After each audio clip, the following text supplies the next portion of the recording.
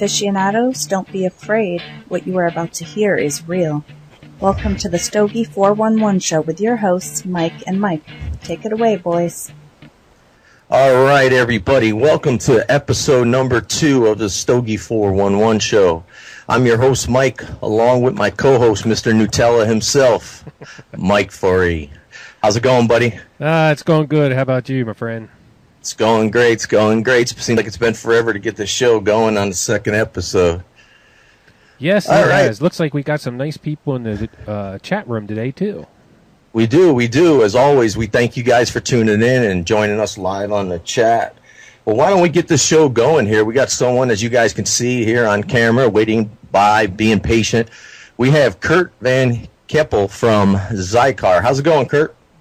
Great. How are you guys today? Mike and Mike. This is fun. You won't forget one of our names. That's the easy part of the show. Oh, thank goodness. Passed the first test. Well, we got the video up. That was the first test, actually. Right. Well, I didn't pass that test. I had to bring in my 15-year-old son. Of course. Hey, no problem. Not a problem at all. Well, Kurt, why don't we start it off like this? Why don't, for the people in the chat room and some of us who may not know, why don't you tell us a little bit about yourself, what you do at Xikar, and a little bit about Xikar itself? Great. Happy to. Xikar is the accessory company to the cigar trade. Our motto is the best thing to happen to cigars since fire. My buddy Scott Olmsberger and I started Xikar in 1996 with the invention of the XI cutter, and I think you just showed one a second ago, Mike, but here it is. And there you go. Thanks, guys. I went to buy a cigar cutter in 92 and or 94, can't remember which. But I thought, gosh, that's a little awkward, the two fingers in the holes at the end of your hand. So I thought, what if we had a scissors with a pivot point that gives that pivotal lever, and then no handles, so it would have a palm grip squeeze to close it, like so. Oops, you didn't see that. So, like so. And most of your viewers are probably familiar with that. I took that notion to Scott, who's an industrial designer, and said, hey, this is what I want, basically this and that. And we met over a series of breakfast meetings, and he came up with the design. Now that was, and by the way, the design itself is exactly the cutter today. And I know now, having been many years into this, that getting a finished product that looks exactly like the original artist drawing is extremely rare. Meaning that the drawing that Scott first drew was superb ideation, essentially. Today, when we do products, there are so many tweaks between the original drawing and the end product. And most of those tweaks are improvements, I would say, but that just suggests how good Scott's original drawing of the shape, the function, etc. was. So that was 96 when that invention finally got completed and we applied for our patent. We didn't actually get product to sell until 97 because it took a period of time to engineer the cutter, to get the parts machined, and we did that here in Kansas City, and then built the first 155 cutters in our garages and sold them around town and by mail. And I even had an internet site early on. And we were building those in the garage and selling them by hand. There were a total of 155 units, and most of those are still out there. Occasionally, I'll get a consumer call or write in and tell me that they've got one of the original numbered handmade series. So that's how we got started. That would be neat to see, one of those original ones like that. Yeah. And then following that, we started going to the trade show. As a typical startup of any company, there was lots of money going out, no money coming in. My wife said to me, how are we going to survive? And the answer quickly became, we moved in with her mother into the basement and ran the company out of her mother's basement for the first 2 years. So there we were, infant, toddler, 2 dogs, mother-in-law, and Xikar, all in that Atlanta basement.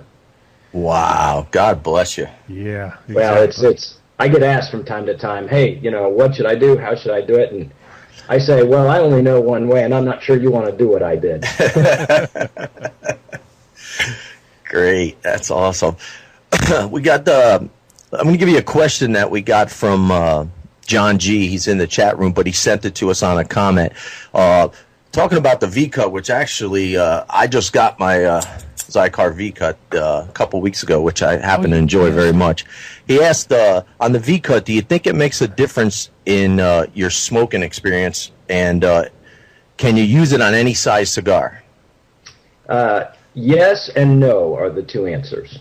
I think that the type of cut certainly makes a difference in your smoking experience, and the range of that experience goes from the most restrictive, which is the old piercing tool. Following that, there's the punch. Following that would be a V-cut, and then finally a guillotine, and there are a variety of types of guillotines. But each one of those different cuts is progressively more or less restrictive to the flow and the draw of the cigar. Personally, my normal preference is for a guillotine like the original XI cutter, and that's because I believe that that guillotine cut, provided you don't take off the entire cap, that guillotine cut reveals the artistry and the talent of the roller. And whereas with a piercing tool or a punch, less so on the V-cut, the restricted draw artificially restricts the cigar's performance. And that may be fine and necessary. So if you have a cigar that feels like it's not tightly rolled, the thing to do is start with a punch or a V-cut and then move to a guillotine if you want to get more draw out of it. Great answer. Now that particular cutter we're quite proud of because it, instead of having a piercing blade which penetrates the cap with an outward V, it's got a slicing V, an inverted V there, and it actually slices the cigar. So it's quite a bit sharper and more effective, and frankly gives a deeper cut. Yes, matter of fact, I just used it on we're smoking the Xikar, the Habana Colorado, and I just used it on there. It's worked perfect. Whenever I use it, because I like a broader cut, I'll give it an X cut. Not because of the XI, but right. Mike's done I've seen he's done the X cut quite a bit, I've seen. Yeah, I have one of the Wolf V-cut. You distribute those, or did you make those? No, we still have those, and we were distributing them. We are distributing them, and that comes from our German supplier, who is the oldest cigar cutter maker in the world, actually. They started that business in 1919, and they make all the traditional cutters. We have a long relationship, in fact, since 1999, nearly the beginning of the company with this supplier. And so they make all the traditional V-cuts that you well remember, the ones with the stag bone handle and the wood handles. They're the makers of our XI2 with the Zytel body, and they are also the makers of a bunch of the other traditional single guillotine cuts. The ones, the small square ones with the nice engine-turned finishes, etc. Oh, neat. Okay. Yeah, I definitely want to pick up one of those VX. I didn't know Mike had one. He never let me know. Yeah, I got it almost probably actually a month ago. I love it. I haven't had a V-cut. Actually, I'm going to use it for an upcoming review I'm going to do on my other site. But I love it. I've been using it all the time, actually. I'm glad you do. It's a super convenient, easy cut to make. In other words, there's very little, kind of like we call it an easy cut or a perfect cut. That's the guillotine with a back behind the hole. Right. You really don't have to think hard to make that cut. And I think this V-cut is very similar because we've got a bowl, and you can show that again, Mike. I don't have that one with me here. But because it's got a bowl where you insert your cigar, there's very little thought to it. I would only say that you want to try to get the cigars fairly perpendicular to the cutter so that the cut is straight across the back of the cigar. Right. And now why don't we get to? Sorry. Go ahead, Mike. That's a full metal body on that too, correct? Yes, that's the gun metal. Yeah. Yeah, that's an aluminum. It's a cast aluminum body, so it's super high quality and yet at the same time not too heavy in the pocket. It also has a nice, and I don't know if you notice this, Mike, but if you lay it down with the back, what we call the back facing up, that provides a resting place for your cigar. Yeah, it does. I didn't notice that, but I'll use it now. There you go. Let's take another question from the chat room. Walt White asks, does the Xikar V cutter make a deeper slot than the Wolf? Yeah, actually, when we designed it for the American market. And Walt, thanks for that question. And good to see you online, by the way. The Wolf cut is slightly more shallow, and that reflects the European orientation towards smaller cigars. In fact, when we first started working with them in '99, one of the things that we had to convince them was that the XI cutter had to be a 54 gauge cut. In other words, it cuts a 54 and a half. And it took us a long time to get them over the 48 gauge hurdle. And so, yes, this one is also deeper, Walt. Okay, yeah, because Walt says... In fact, I think it accommodates a 54 to a 56, actually. Yeah, Walt doesn't... I know we talked about this before, Walt and I, about the deep cut. He doesn't care for how deep the V cuts sometimes, because if you're not getting a good draw and you end up having to use the guillotine on it, the Xikar, when you cut it, you have to cut it so deep it cuts. Yeah, I see that here now, and Walt, I don't know if you've used it with a 54, 56, 60. Well, you can, if you press, you can get a 60 cut with that V cut, but it's not too deep with anything above a 52, really. Well, that's all opinion anyway. Right. So now you got my opinion. Yeah, there you go. There you go. That's the opinion we want. Exactly. That's what this is about. But now I'd like to ask, now that we asked a question or two about the cutters here, how did Xikar transition to your cigars? I mean, how did you decide one day, you woke up and said, let's make a cigar? Well, it certainly wasn't waking up one day to the notion. It took us years to get there. And in order to tell you about getting to cigars, I have to tell you more about our transition after the cigar cutters. We were in cigar cutters. We started cigar cutters, as you heard, in '98, started selling then. And by 2000, we realized that cigar cutters weren't going to be enough to make a company. And so we had a slight detour into pocket knives, thinking, and this was, by the way, right after the end of the first boom. So we thought, well, we better diversify. So we went into pocket knives, and that was late '99, early 2000. And here is one of our pocket knives that I carry. You all may have seen this in the past. It's our 118. It's a very small pocket carry. And we had quite a bit of success in distribution in that business, and then sales were just starting to ramp up when 9/11 hit. 9/11 killed the gentleman's knife business, by the way. So we eventually terminated that product line, and in the meantime started looking around at other cigar accessories with the notion that you can either sell your same products to new customers, or how about new products to your same customers. And we were developing a good reputation not only for product quality and innovation, but also service to our retailers and to our consumers with our lifetime warranty.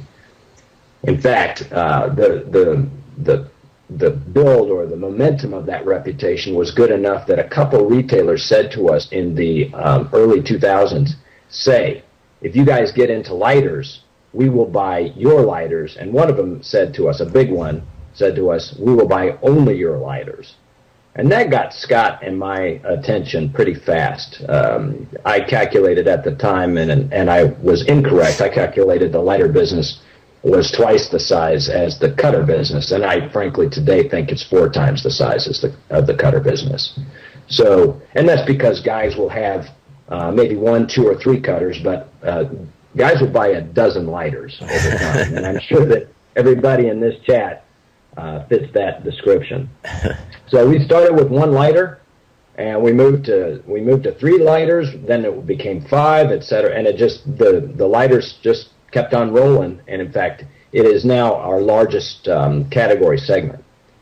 From lighters, we met a guy named John Bixler who owned the Madeleine humidification brand, and started distributing his product. Eventually, we bought that company. He asked us to and said he was ready to get out of the business. And then from there, we went into, he also had part of his business, containers, both regular humidors and travel cases. And so we began in that business through him and then have developed that since. So eventually, the result was an accessory brand that covers all of the categories of accessories in the store. And once we completed the front end of the store, we started looking around a little bit at, gosh, where do we go from here? The initial idea wasn't cigars. The initial idea is, should we get into some of these other, what we call accessories? We're an accessory brand, but there are other accessories in the store, such as wallets and money clips, keychains, etc., that you see in lots of gift shops, not just cigar shops. And as some of your consumers may know, we got into that. We have some of those things. In the meantime, we were starting to do Xikar events. And that's an event more like a trunk show, the traditional trunk show, where I would go into a store like, Mike, you may know Feeney's store. That's the first place I did a Xikar trunk show, where I went into Feeney's store. That's the Humidor in Cockeysville, Maryland. Yes. And I would go into her store and bring in all of our high-end exotic stuff and a variety of our new stuff. And we would do a sales day that day. And Feeney was giving away a cigar with the purchase of each one of our products. So, it didn't take me long to figure out, hey, why shouldn't we be giving away a Xikar cigar while we're doing that? Right. Now, that was about 2005 or 4, around that time. And we didn't launch a cigar until 2008 with the Defiant. So it took us 3 years. There you go. Wow, Mike, you're a treasure trove. Telling you. You're a real museum right there. So it took us 3 years to find a maker and then to decide on a blend the blend, get the production, etc. And the reason it doesn't have to take that long. We took our time finding the supplier, and then we took our time finding the right blends. And the reason we took so much time is that we believed and found that this is true, that as an accessory company, we believe there would be doubtful questions about what we were doing in the cigar business and whether or not the cigar would be any good. So we knew we had to do it right, correctly, that is, right out of the chute. Right. And I'm proud to say that we were correct in our selection of blender, Jesus Fuego, and in our selection of blends, which are the original Defiance Criollo, the Connecticut Shade, and the Habano Colorado, all three of which today are under the HC series. Where we perhaps didn't get it right or maybe had the wrong approach was in launching a cigar brand called Defiance. I can tell you that the distribution we got was only fair. It was less than a quarter of the distribution we have with the very same cigar under the HC series. And the feedback I got, and what I believe to be true, is that most cigar smokers don't want to be defiant. They want to smoke their cigar and get left alone in peace. Right. Mike, I apologize. I took probably far longer than I should have to answer that question.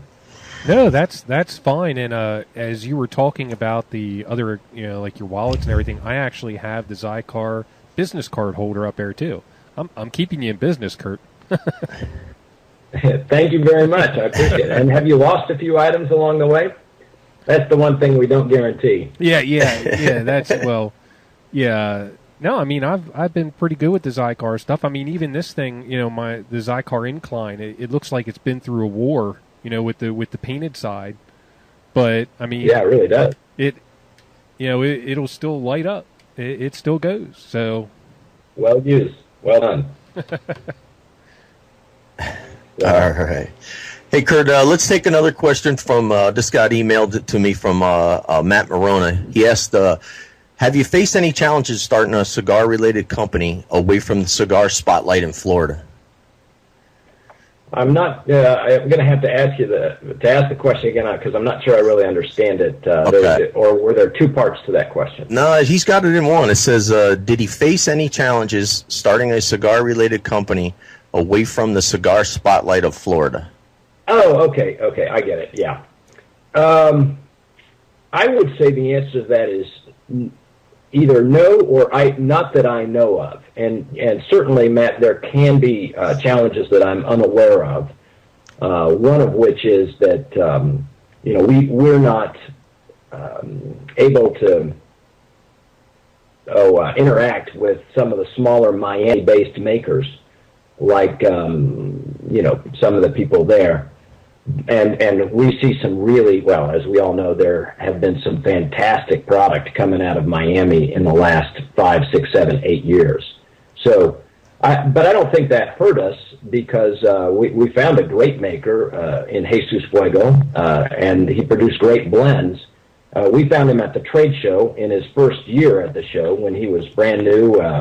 He was already a blender for many years in Nestor Plasencia's factory. In fact, I think he blended quite a few of Rocky Patel's big hit cigars. So he was new to his own business, but not new to the trade. And it's all about finding the right guy wherever you find them. We could have gone to Nicaragua or Honduras and perhaps also found him. Right. But so to answer your question in complete, I don't think it hurt us to not be sourcing in Miami. Now, did it hurt us to not be located in Miami to distribute the cigar? Well, there is certainly a local cigar culture in Miami, and there's a huge advantage of maker owners being in cigar stores. So our disadvantage of being outside of Miami, or vis-a-vis the other cigar makers, is our big advantage of being elsewhere all the time.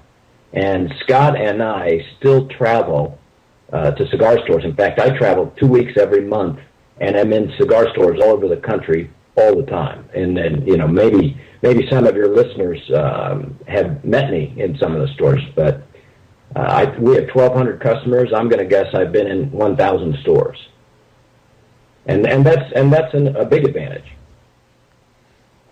Yeah. All right. You got anything else, Mike, you want to ask? I know you wanted me to ask. I don't know if you remember, Kurt, a little bit ago I was doing a video, and I brought up a question, and I actually called you on the phone about it, about the lighter.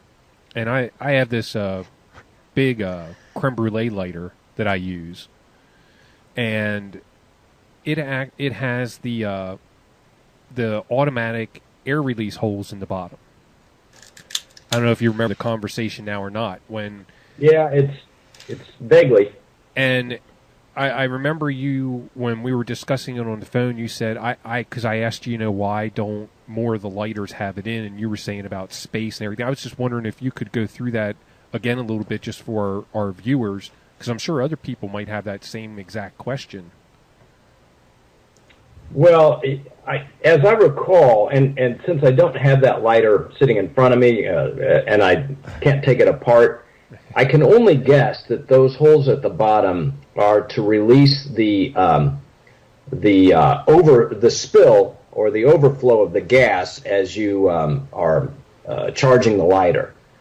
There's only one way to release that I know of. Now, I haven't studied that particular model, Mike, but the only way to release the gas air mixture from the tank is to depress the valve. And it comes straight through the valve. It doesn't go out other holes unless that lighter has something that I'm not familiar with.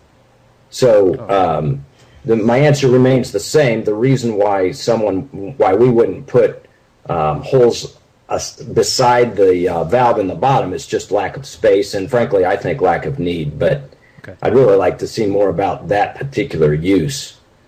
Now, there's one other potential use of that could be true. We put vent holes up in the body of the lighter near the flame, and those vents are what create the actual jet of a jet flame lighter.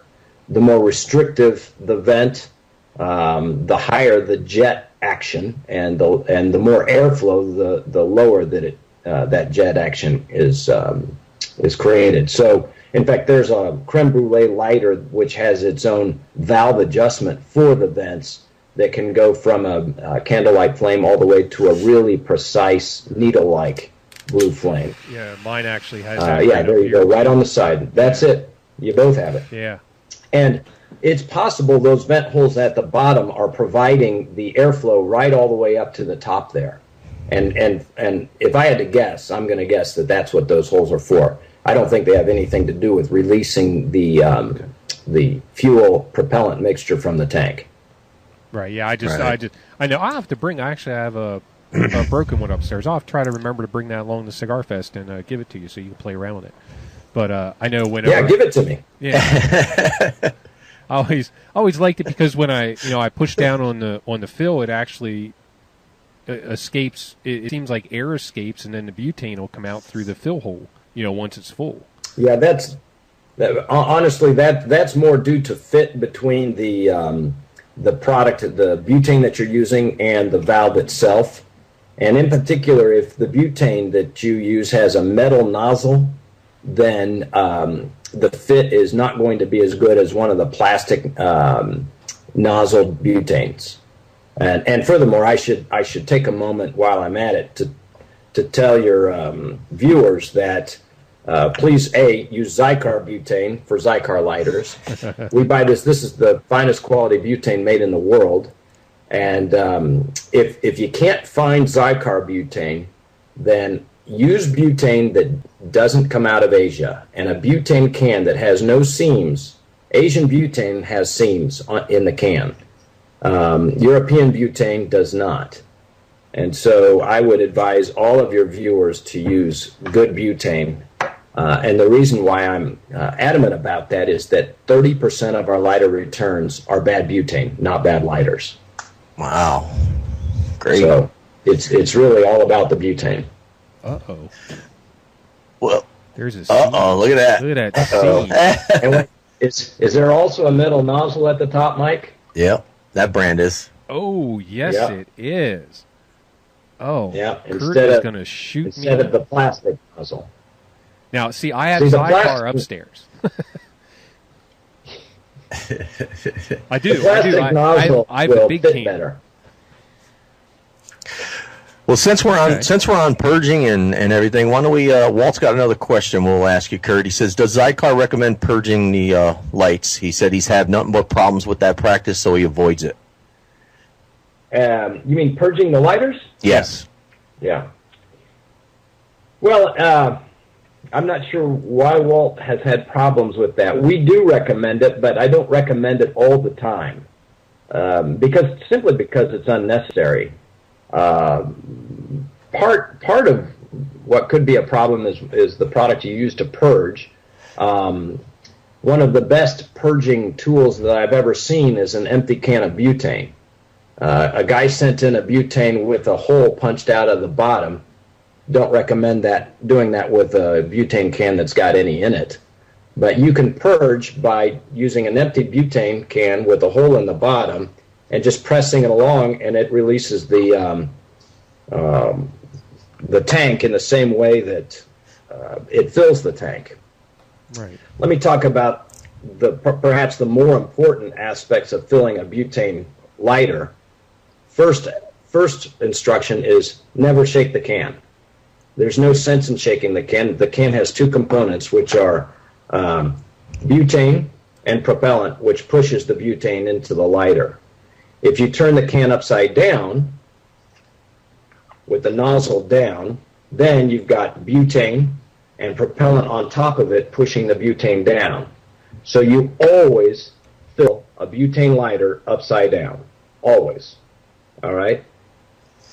And by the same token, you would purge a butane lighter upside down. And the reason for that is inside this lighter right now, all of the butane is in the bottom part of the tank, and the propellant is above it.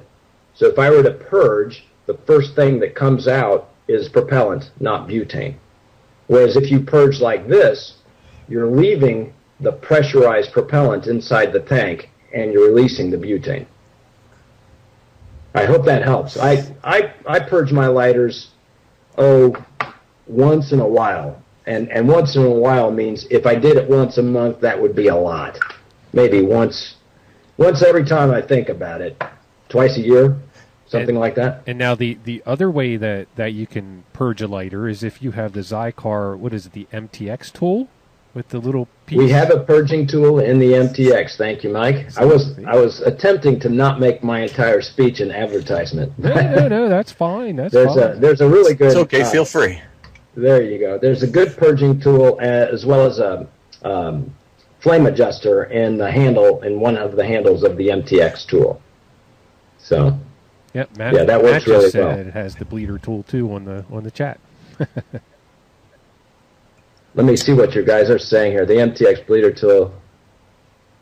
Tom Cigars doesn't think that we need to purge. So really, if it's working for you to not purge lighters, don't purge them. Yeah. Is what I would say. I've had some lighters that work better without purging, and other ones that don't work for anything unless you do purge them. You know, almost every time you fill them. Sometimes it's just strange how it works. Yeah, it might have as much to do with the size of the fuel tank as anything else. Smaller fuel tanks may need to be purged more often. Great. So. All right, Matt Morona's got another question for you, Kurt. He wants to know, how did the ash can come into being? Ash can, he said he believes, is your newest product. It is. Thanks for bringing it up. It's a great product that I think is going to be a major hit. And honestly, it's not really yet a product. It's a prototype that we posted on Facebook to get some reaction, to get some feedback. The feedback was so strong. I mean, we had retailers calling us up and saying, hey, what is this? You got to get this product to me. So we've been sending our own internal prototype samples out to the retail shops. Now, the way I'm delighted to describe how I found this product, because I'd like to find lots more products like it. An inventor approached us at a trade show and said, hey, I've got this new product. Does it interest you, this or that? And I loved it and said, yeah, I think that's pretty cool. I think that could really be something of interest to at least all the big cigar smokers in the country who are driving around with cigars in their car.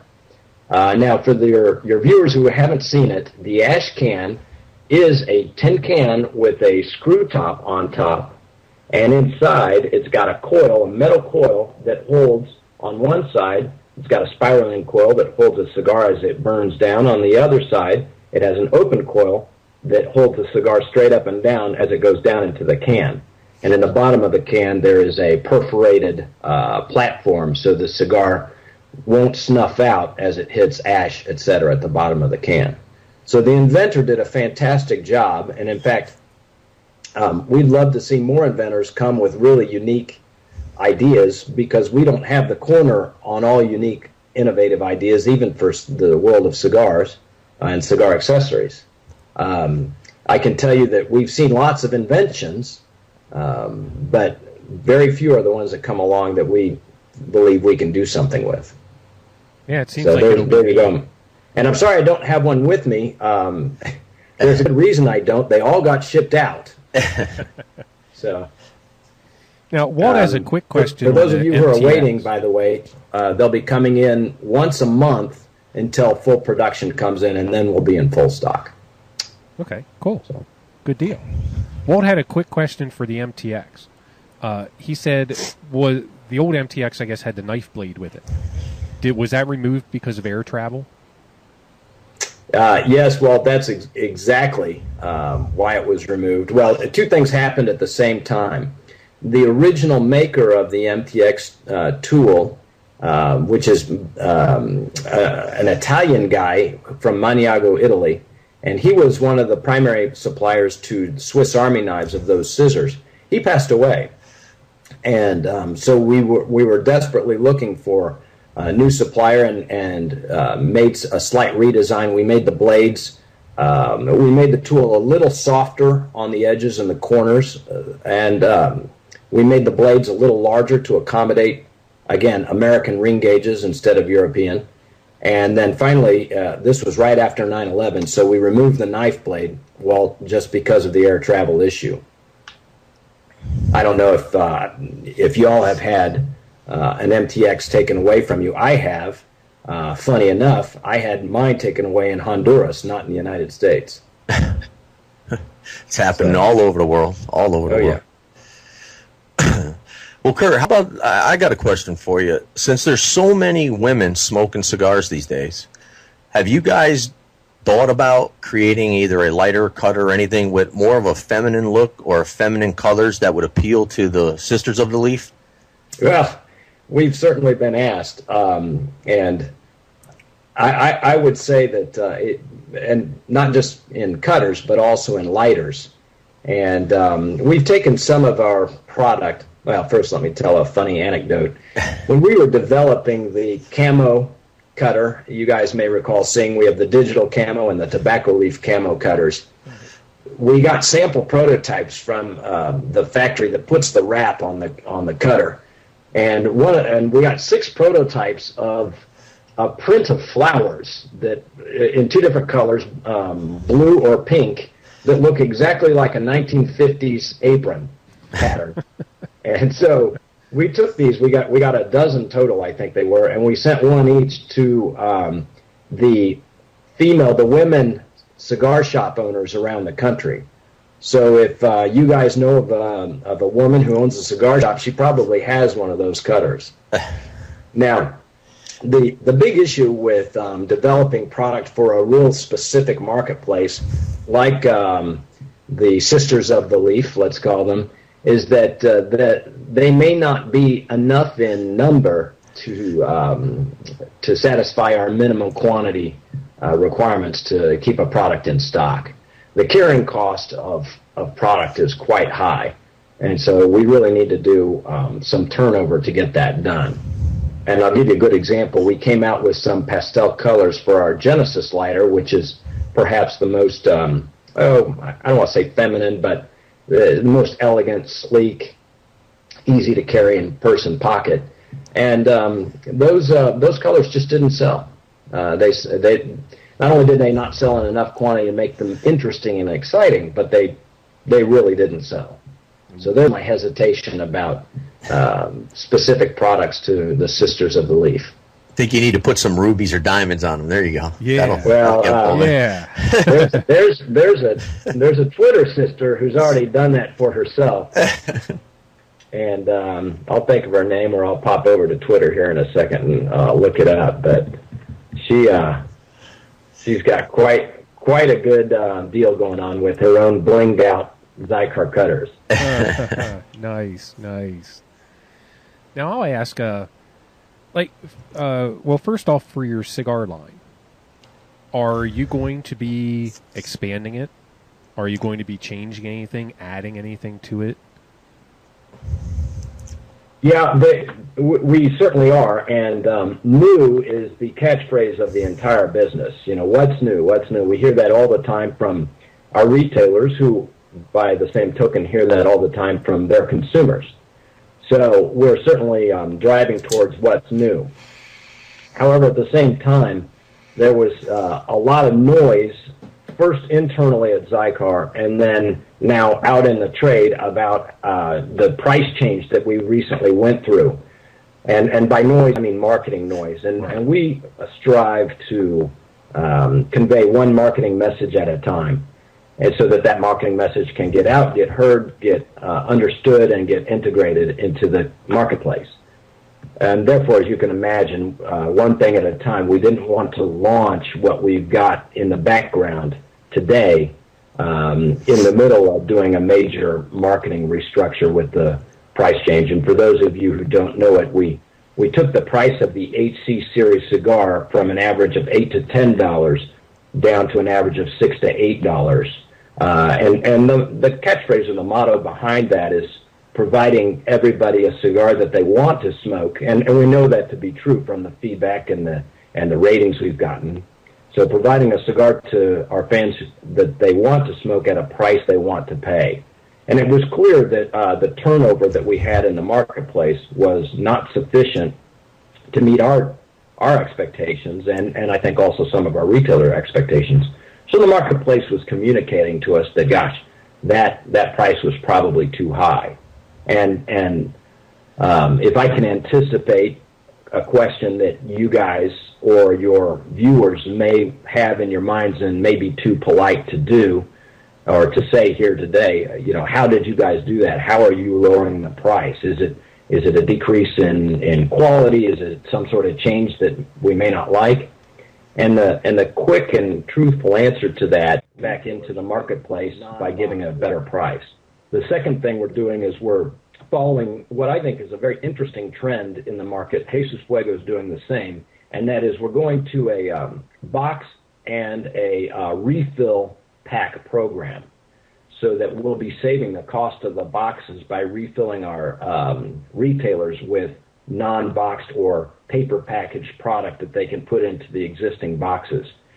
Now, our boxes and the boxes that I see sitting at the front end of a cigar store ready to get either thrown away or picked up by consumers, those cost us on average $8 a box after cost of goods, import duties, freight, etc.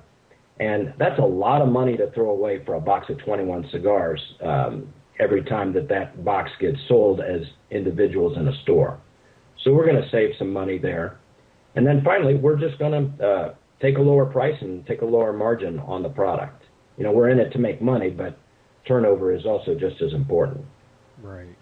Okay. Right. I want we to had a little apologize blip there. Apparently, we lost a little bit of audio, but we're back, and hopefully, everybody got the gist of everything you were saying. So, yeah, hopefully, I caught it pretty quick. Yeah, I see that. Sorry about that, guys. I hope that wasn't me. No, it was on our end, Kurt. It wasn't you.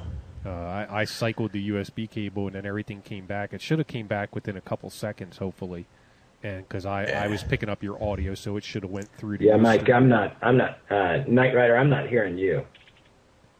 So Mike and PA? Can you hear me? Yeah, Mike and PA I'm not hearing. So can anybody hear me? In fact, by the way, yeah. I can hear you, Mike. Your level's a little lower, but I can hear you. Okay. So, at any rate, what Matt's got a question, another one, Kurt. What product of yours do you keep in your pocket? What's always in your pocket? Well, I'll tell you. Here's what's in my car. This is my Element lighter. Seems like everybody knows the Element, and to me, that's a perfect automobile lighter. You can see that I got my initials on it. This was given to me as a gift by one of our CSRs who made a sale to Audi, and so I drive an Audi, and she had one made for me. So that's in my car at all times. This is what I carry in my pocket to light cigars. This is our Havana Collection windproof lighter, EX2 Havana Collection, and this is the cutter I carry in my pocket, which is our Havana Collection in green. I love that pistachio green color. And then my backup that I carry in my car for my pocket. Is this getting sick or what? My wife made me do this because she got tired of hearing me say, "Oh, honey, did you bring my cutter? I forgot my cutter." So she said, "You got to put something in your car for your pocket." And so I carry the carbon fiber collection in my car for my pocket. When I'm hunting or fishing, I usually carry an XI2. And by the way, gardening, hunting, and fishing are my three favorite hobbies. They happen to each go pretty well with smoking cigars, so it's it all fits in. And so I carry the XI2 or the X8 cutter. And then finally, this little knife that I showed you earlier is the knife I carry in my pocket every day. And back when we were in the knife business, people would say to me, "Well, why do I need a pocket knife?"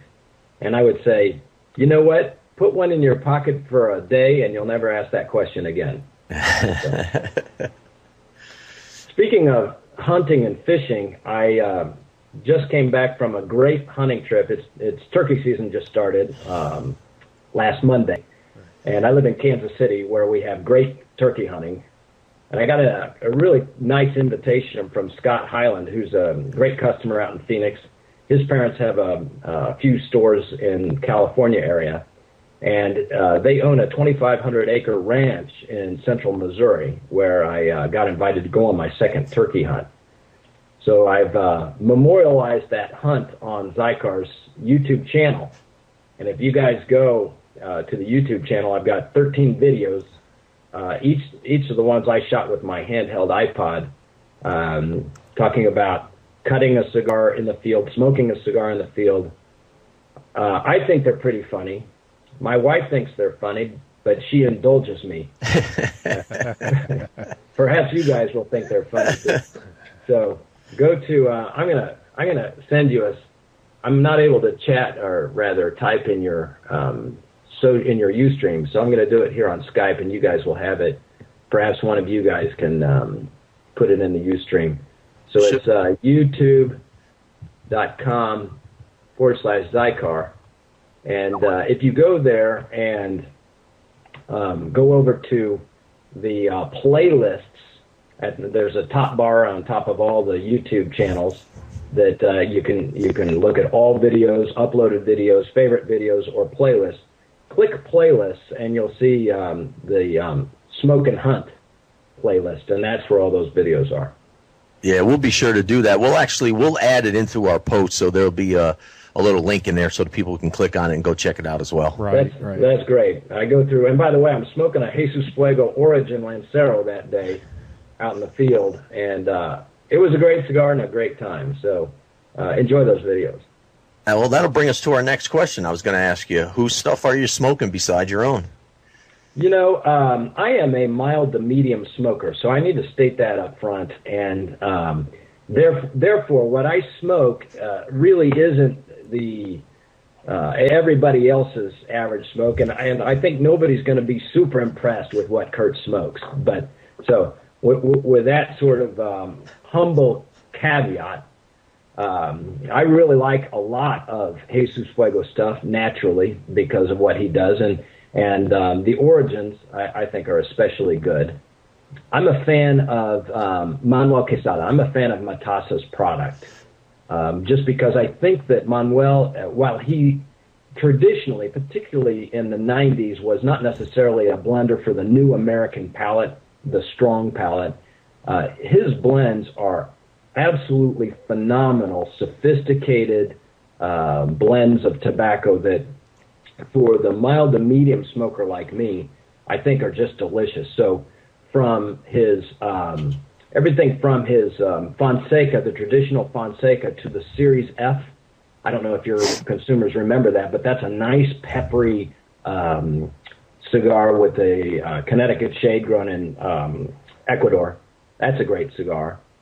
I also like a lot of Ashton product as well. In fact, Ashton was the very first cigar that got me into the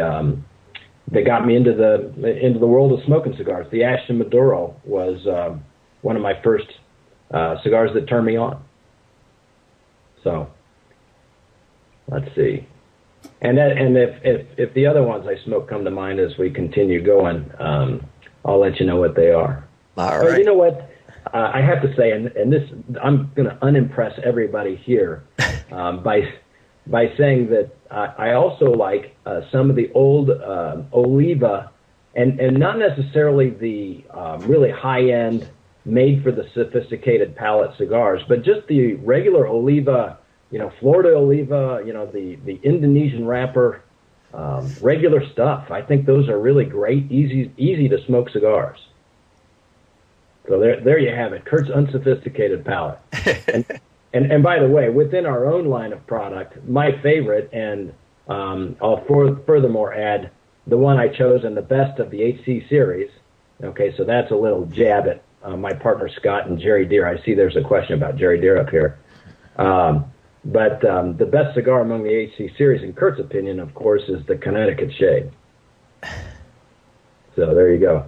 Is Jerry directly involved in choosing the blends, Tom? Yeah, absolutely he is. In fact, he is perhaps, Scott and he are the big cigar smokers in the office, and as well as his Phil Barnhart. So Jerry is right now involved in the blending process for our new Maduro line, which is what we're going to come out. That will be our next cigar blend. We're looking at dark Maduro blends, and we want it to be rich and sophisticated. I'm pushing towards slightly sweet taste, and when I say sweet, I don't mean artificial. I mean that sort of sweetness that you get out of Mexican, or you can get out of some Indonesian. You can also get it out. And I don't mean Cameroon sweet, but I mean like Mexican sweet.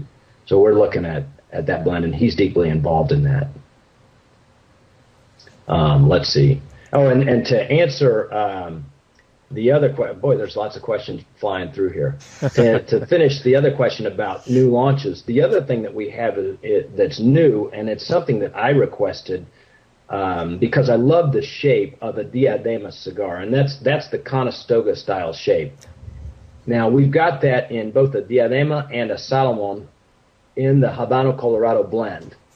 I personally am not a Habano Colorado smoker because it's such a big cigar for me. That said, there's something about the Diadema shape that starts off smooth but rich, gets real rich and creamy in the middle, and because it's a small cigar, doesn't kill me. And this cigar, as soon as the price change of the HC series is finished, is complete, I'll bet you'll see this cigar, which we've nicknamed Kurt's cigar since I requested it. I anticipate that we'll have the Diadema, the Salomon, and what we're going to call a Grande in between those two sizes at the show. That sounds interesting. Let's see. Is the Xikar office cigar friendly? Absolutely not. And do we smoke at our desks? No. The state of Missouri has a smoking ban. So, Stogie 411 Studio is cigar friendly. We both there you go. We say yes. Exactly. The answer to the question is we have to smoke cigars to do our business, Mr. Officer. All right. Well, we'll get a couple more questions here, Kurt. We'll try to keep you under the hour, like we said. Is there, Matt's got another question. What's your favorite product that you make, if you have one? My favorite product that we make? Well, I'm going to beg the question and just say that it's kind of like asking me my favorite child. Exactly. We're putting you on the mark. Yeah, each one of the children among the product lines has their own attributes and characteristics. And if I'm feeling tolerant, I'll like one more than the other. And if I'm feeling not so tolerant, then, so was I speaking about my children or my products? Yeah. Not sure. I absolutely love the Havana collection art. And so I carry that Havana collection because I think it's just so beautiful. We recently came out with an X8 cutter, and people asked us why we came out with a double guillotine. I don't have one here, unfortunately, but it's a double guillotine like this one, but a new shape. And this is our generic cutter that we put logos on, and this one's happens to have a Xikar logo, but we'll do that for stores. And the X8 has such a long blade and thin and sharp blade. And by the way, it's sized at 64. It'll cut a 64 in half. And that long blade prevents crowning of the cigar. And it is frankly, it's such a damn good cutter that sometimes I'll reach for that because it's easy, quick, and it's right there. It's not expensive.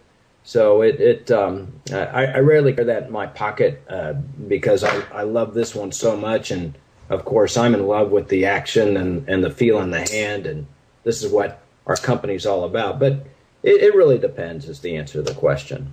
Now, on lighters, I almost always carry this lighter because I prefer the soft candle flame to a torch flame. To me, a torch flame, frankly, for the very reason that most people use it, is the reason I don't like it. I think it takes too much work. I really have to pay attention to what I'm doing with the torch so that I don't burn my wrapper. And I think that everybody should. That's the whole purpose behind toasting the end of the cigar. So you start with your cigar. The purpose behind toasting this is just to get it started so that you don't burn your wrapper around here. Whereas if I just do this, it's really likely that I'm going to burn the wrapper on the bottom. Whereas with the soft flame, the chances are slim that I'm going to burn the wrapper there. Come on, Kurt, light that up. Well, I am in my my wife's living room on the kids' computer, since I'm not often a Skyper. But I can tell you, as soon as I get outside in the garden this afternoon, it'll get lit. So even the owner of a cigar company knows who the boss is when he gets home. And if I forget who the boss is, my children will remind me. Yeah, and Mike and PA's going to find out when his wife gets home who the boss is, but that's another story. Yeah. Ooh. Oh, nasty story this is going to be. Well, anybody else got any more questions for Kurt in the chat room before we let him get going? The show is almost at an hour. We like to keep it there. So if you guys got any more questions for Kurt, now's the time to ask. Right, and I'll ask Kurt a quick one in the meantime if you can hear me. Yeah. What are you planning anything further in the line with the cutters, the lighters, like you brought out those HC collections where they were matched? Are you going to be doing anything else like that, expanding that line or anything?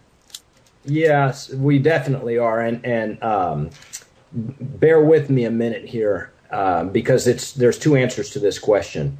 Our product development cycle is our product launch cycle is annual. We launch products every year for the trade show. However, our product development cycle is 18 months. It takes 6 months alone for a product. Once it's ready to be produced, it takes 6 months for it to get produced. So the way we manage that is we alternate rollout years between cutters and lighters. And you guys may have noticed that in last year's trade show, 2010, that was a cutter year. Certainly we had a bunch of lighters come out or several lighters come out in 2010, but the majority of our innovation was in cutters. And the reason for that is if you're working on one cutter, you're working on cutters. And Scott has a team of industrial design student interns, and Scott's an industrial designer. So they'll work on a variety of cutters at the same time. Since midsummer last year, we've been working on lighters, and we're hoping to have, and it's always a hoping to have, a bunch of lighters come out this year, and probably much fewer cutters. So there's the first answer right there, and then as we innovate in our other categories such as humidification, we're looking at we're studying digital hygrometers hard, and I can't share right now what we're looking at doing in digital hygrometers, but we've got some enormous innovation coming in those. And I think that the entire cigar world will notice and really appreciate. The second part of the question was regarding what I call affinity families, and that is about the Havana collection. I believe that there are groups of cigar smokers that follow an affinity that they have. And during the generations leading up to the cigar boom, the real affinity in cigars was toward the European continental smoker who wore a double-breasted jacket and had a Lancero cigar. And that's an affinity group who we really haven't addressed well because of the original boom when we got started. And born out of the original boom in cigars was the affinity group I call the Havana aficionados. And if you remember the original boom when Cigar Aficionado got published, everything in the cigar world was about Havana and Cuban cigars. And that's the reason for the birth of the Havana collection, cutters, lighters, carrying cases. We even had a humidor at one point. Now, since then, we had the end of that boom. And with the end of that boom, I think came maybe not the end of the Havana collection group of consumers. Those guys are all still around, and they're all still Cuban aficionados. But a new group of consumers was born in the early 2000s at the beginning of the second boom, which happened 2001 to 2004. And it was more of a mini boom, but certainly it's a second boom of not just cigar consumption, but of new consumers to the trade. And you guys and most of your consumers, I'm going to guess, most of your viewers are in that group. This new generation that came into the second boom is a group of consumers who, frankly said, is far more sophisticated in knowledge of cigars. And when I say knowledge, I mean everything from seed to smoke. You know, how a cigar is seminated, how it's transferred to the soil, how it's cultivated, fermented, or fermented, dried, fermented, et cetera, and even blending expertise. The level of knowledge out there certainly today surpasses among the new generation, surpasses the older generations, and quite frankly, even surpasses some retailers who perhaps didn't keep up. It's incredible to watch. Now, our approach to your generation of smokers is through our Mayan collection. And the rationale behind that is that my thinking is that the new generation is much more interested in the indigenous product, or the tribal look and feel, the tribal knowledge of cigars. So we produced a tribal looking pattern for cutters and lighters that just happens to coincide with this deep tribal knowledge and also all the tribal tattooing that's going on. And that's what the Mayan collection is all about. Now, do we have a new affinity group coming? No. The Mayan collection, the Havana collection, while it's middle-aged now, got almost 10 years under its legs before we introduced the Mayan collection. And I'm not saying that the Mayan will get 10 years before we launch our next, but it really needs time to grow up. So there you have that. Probably far more than you wanted. No, that's great. That's great. Well, it looks like we got one last question, and has nothing to do with cigars, Kurt. Matt wants to know, do you have a favorite barbecue place in Kansas City? Well, Matt, you're going to have to come to Kansas City on Wednesdays and every Wednesday, because that's barbecue day at Xikar. And actually, we sometimes have it in office, but usually we go to a different barbecue joint for lunch on Wednesdays. That's like going to Cuba and saying, or going to Nicaragua and saying, do you have a favorite field that grows cigars? I mean, there's just so many of them in this town, and they're all great. And perhaps I shouldn't do this because I'm going to hear about it this afternoon from my friends and my buddy retailers. Yes, I have a favorite in Kansas City, which is called Oklahoma Joe's. And Oklahoma Joe's is in a gas station about 4 blocks from my high school. And they have, in my opinion, by far the best barbecue in town. There you go. There you go. You put them on Oklahoma the spot. Joe's. There you go. All right. Well, Kurt, listen, we want to thank you so much for being on. We took you a little bit past the hour, but great answering all the questions. We really appreciate it. We wish you nothing but continued success, and we look forward to having you on when you're ready to launch whatever you're going to launch new. Well, Mike, and all your viewers, thanks for your time. Thanks for your enthusiasm. Thanks for going easy on me. I was afraid I might get some questions I couldn't answer and then stumble and fumble for a while. So it's been a great pleasure. Let's keep in touch on Twitter. And I noticed by looking at your list of Ustream audience that a lot of these are Twitter names I recognize. So let's stay in touch over there. Yes, and I'll see you next week at Cigar Fest. Oh, yeah. Oh, at Cigar Fest. That's right. Come see me at Cigar Fest. Thanks, Walt. I appreciate that comment. All right, everybody. Well, again, Kurt, thanks a lot for being on, and we will definitely be in touch in the future to have you on Stogie 411. Sounds great. Great show, guys. Well done. Have a great day. Have a great weekend. You too. Okay, everybody, that was Kurt from Xikar. Right. We went over our hour a lot of time, but hey, the show was going good. There's no need to cut anybody off. So now, Mike's going to take it from here. Well, I just wanted to say for everybody watching, it's going to look a little funky right now, just because of the camera setups with the program we're using. When Kurt logs off, if you've ever, now it should be pretty much back to normal here shortly. It is on my screen. But it's good on mine. I just want to let everybody know that it wasn't going to look like that. It was going to change. Yeah, that's the first time we had 3 Skypes going. We did a lot of testing, and I want to thank Matt also. Last night he worked late with us, getting everything set up right, so it worked good. But he didn't even eat dinner. He had his wife put it in the fridge for him, and he ate it later. That's the dedication. We want to thank everybody in the chat room, because if you guys don't show up, then there's no show. So we really appreciate the support we've been getting from everybody on Twitter and in the cigar community. And Mike, why don't you take us out and go ahead and let the folks know when the next show is? All right, guys and gals. Next show is going to be May 21st at 1 p.m., Saturday again. And we are going to have, I don't know if you'll be able to see it with the lighting. Oh, yeah, look at that.